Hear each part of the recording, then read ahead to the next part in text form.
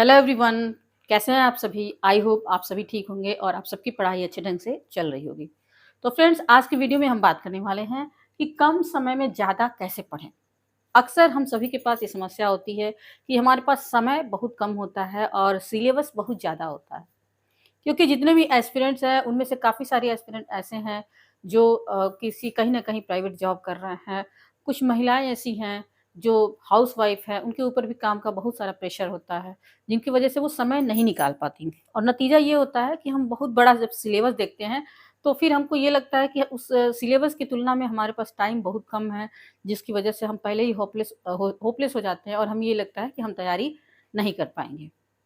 तो ऐसा नहीं है, संभव है, बस कुछ तरीकों को अपनाया जाए, अगर कुछ चीज़ों पे ध्यान दिया जाए, तो हम कम समय में भी एक बेहतर रणनीति बना कर के बेहतर तैयारी कर सकते हैं।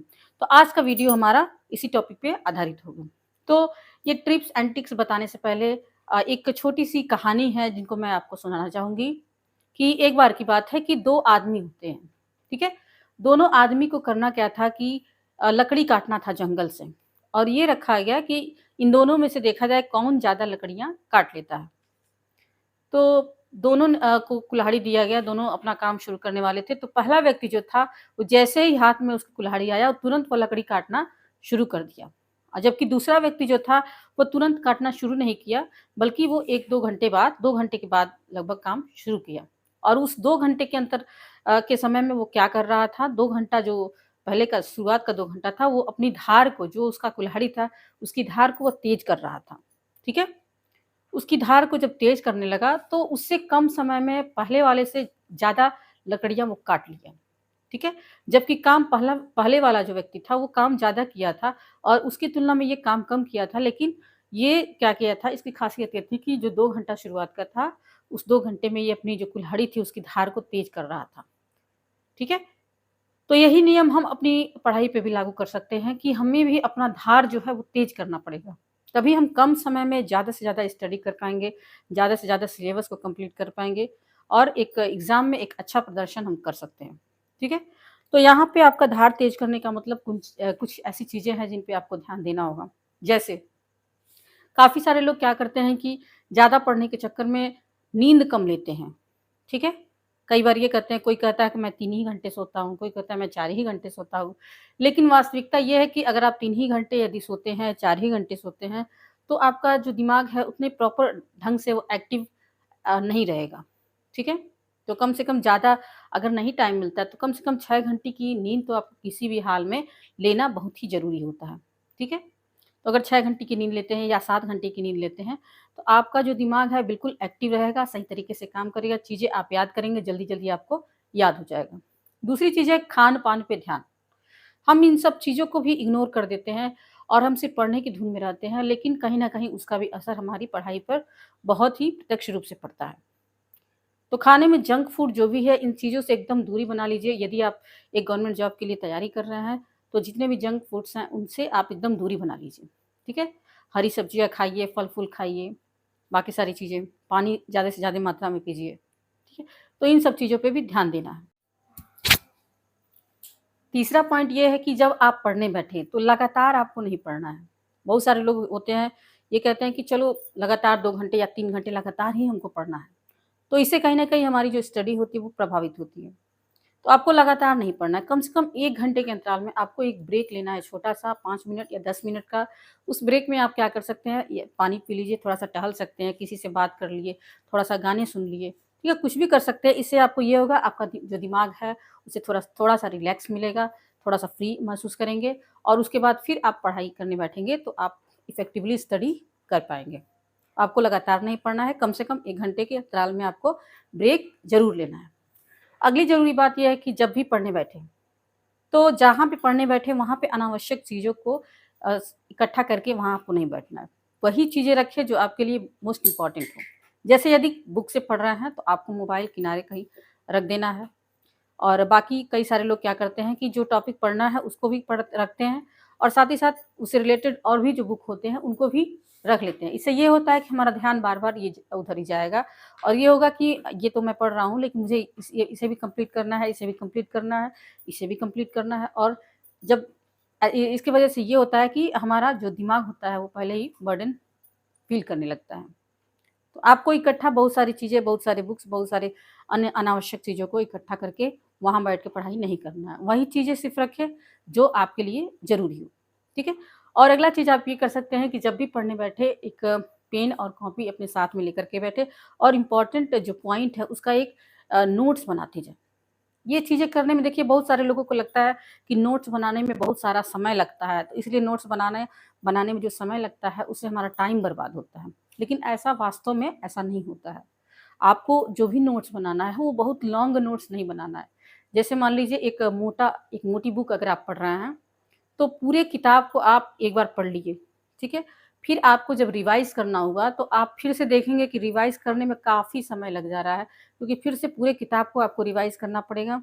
तो आप खुद ही परेशान हो जाएँगे कि किसको हम रिवाइज़ करें, किसको छोड़ें और किसको पढ़ें।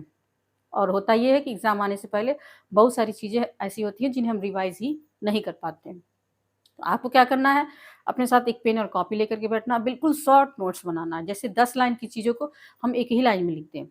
वही बस की पॉइंट आपको लिखना है, जो चीज़ें आपको याद करना ही करना है, जो महत्वपूर्ण चीज़ें हैं उन्हीं को लिखना है और दूसरे का जो नोट्स होता है उससे हम जल्दी याद नहीं कर पाते हैं। लेकिन जब हम खुद अपने राइटिंग में अपना नोट्स बनाते हैं, लिखते हैं महत्वपूर्ण पॉइंट को, तो वो जल्दी से जल्दी हमारे दिमाग में बैठ जाता है और वो भूलता भी नहीं। ठीक है? तो आपको खुद का नोट्स बनाना है। और एक चीज़ और करना है कि आसान कुछ टॉपिक्स किसी भी एग्ज़ाम के कुछ टॉपिक्स ऐसे होते हैं, जो इंटरेस्टेड होते हैं, जिनमें हमारी रुचि होती है, हमें अच्छा लगता है और वो जल्दी याद हो जाते हैं। और कुछ टॉपिक ऐसे होते हैं जो कठिन होता है या फिर हमको समझ में नहीं आता है, क्योंकि सभी व्यक्ति की क्षमता एक जैसी नहीं हो सकती। कोई व्यक्ति किसी चीज़ में तेज़ है, तो कोई व्यक्ति किसी चीज़ में तेज़ है।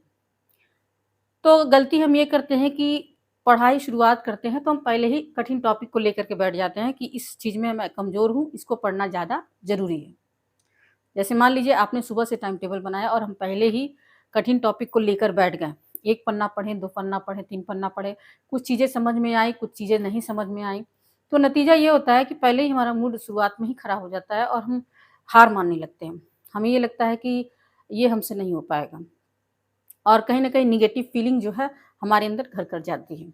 तो आपको ऐसा नहीं करना। आपको जब शुरुआत करें तो आसान टॉपिक से शुरुआत करें। जो टॉपिक आपको आता है, पहले से आपकी पकड़ उस पे है, ठीक है? आपको इंटरेस्टेड लगता है, उस टॉपिक को उठाइए और पढ़ना शुरू कर दीजिए। आप 1 घंटे, डेढ़ घंटे जैसे ही पढ़ेंगे, आपका मन जो है पढ़ाई के प्रति झुकने लगेगा। तो जब आप पढ़ाई के प्रति एक बार अ, झुकाव हो जाए, उसके बाद से आप क्या कीजिए, फिर कठिन टॉपिक को उठाइए और उसको धीरे-धीरे एक-एक करके पढ़ना शुरू करें। भले ही वो ना समझ में आए, लेकिन एक बार पूरा कंप्लीट कीजिए, कुछ समझ में आएगा, कुछ नहीं आएगा। फिर दूसरी बार, तीसरी बार जब आप रिपीट करेंगे, तो बिल्कुल चीज़ें आपको समझ में आने लगेंगी। Okay friend? तो ये रहे कुछ टिप्स एंड ट्रिक्स, ठीक है? जिसको अपनाकर, जिसको फ़ॉलो करके हम अपनी जो स्टडी है उसको इफ़ेक्टिवली स्टडी कर सकते हैं, ठीक है? और कुछ भी हो, एक चीज़ हमेशा ध्यान रखना है कि आपको मोटिवेट करने वाला दूसरा कोई नहीं आएगा और अपनी तुलना दूसरों से ना करें।